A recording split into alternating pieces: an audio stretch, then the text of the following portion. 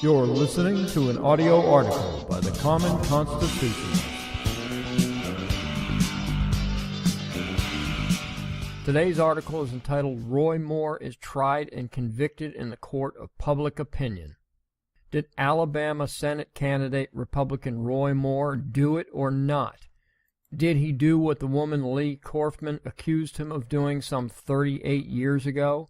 Is he guilty of sexual misconduct with a minor or not? Well, I don't know, and neither does anyone else, save for Moore and Corfman. But reading Corfman's account of the event struck me as odd, as did the timing. The girl says that Moore met her and her mother on a bench outside a courtroom one day in 1979, a mere 38 years ago. Quote, he struck up a conversation, Corfman and her mother say, and offered to watch the girl while her mother went inside for a child custody hearing, unquote, writes the Washington Post. Quote, he said, oh, you don't want her to go in there and hear all that. I'll stay out here with her, unquote, says Corfman's mother, Nancy Wells, 71. Quote, I thought, how nice for him to want to take care of my little girl, unquote. So a man that neither of them knows strikes up a conversation with Leigh and her mother outside a courtroom and offers to watch the daughter, and the mother thinks nothing of it? I'm sorry, but even in 1979 this seems a little strange, not to mention the detail of what was said almost 40 years later. The timing of the accusation also strikes me and many others as odd. Why did she choose now to suddenly come forward, just 1 month before the Senate special election? Some would say that all the other recent accusations of sexual assault has given her the courage to finally come forward, and that this election is just too important to risk on an abuser. The spotlight is shining bright on the Senate race and has garnered much national attention. But it's not as if Judge Moore hasn't been in the national spotlight for years.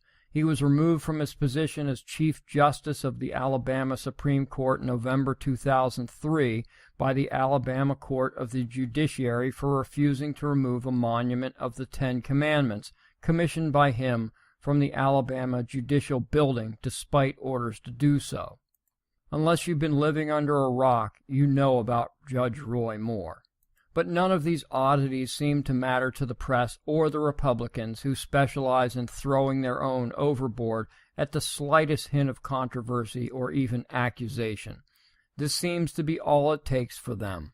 And as predictable as the rising sun, Republicans have done just that.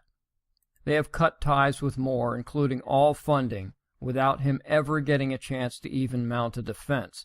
For the political class, it is all and only about the optics. Right and wrong do not exist. But as we've witnessed lately, a lot of the accusations appear to be true, or at least have a basis in truth. This doesn't mean they all are. However, you'd never know by the reaction of most. Even Glenn Beck, who I've always thought to be thoughtful and reasonable, said on his nationally broadcast radio program that he believes Roy Moore did what he did. How dangerous is that? And how the crap does he know this? On what is he basing his conclusion? This, among others, like the knowingly spurious charge by Harry Reid during the 2012 presidential election, sets a very dangerous precedent, a precedent of the communist model of guilty until proven innocent, a precedent of it's not the nature of the evidence but the seriousness of the charge. Recall that Harry Reid lied about Mitt Romney's taxes. Reid said he heard that Mitt hadn't paid his taxes in 10 years. Reid cited no sources, yet it was enough for the press to hound Mitt mercilessly. After Romney lost to Obama, Reid simply said that it worked. We won. I want to reiterate that none of us knows who is telling the truth, but it doesn't matter. If Roy Moore doesn't pull out of the race, chances are he will lose to the Democrats. Then we watch to see if justice is still pursued by Leigh Corfman, or if the case evaporates as mysteriously as its surface. Then we will know the real truth. Thank you for listening.